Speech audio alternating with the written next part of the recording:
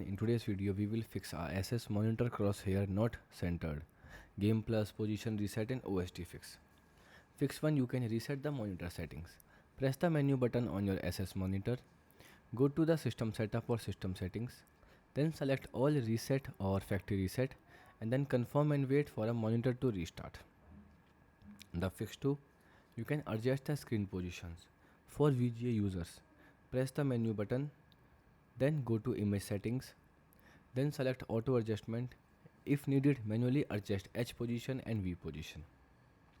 The fix 3. You can change resolution and recommendation. Right click on your desktop. After that, you can click display settings. Then you can set resolutions to recommended and click keep changes. And at last fix, you can turn off and re-enable GamePlus crosshair. Press the GamePlus shortcut button on your ASUS monitor. After that, turn off the crosshair feature and wait for around 5 to 10 seconds. Then turn crosshair back on. Goodbye.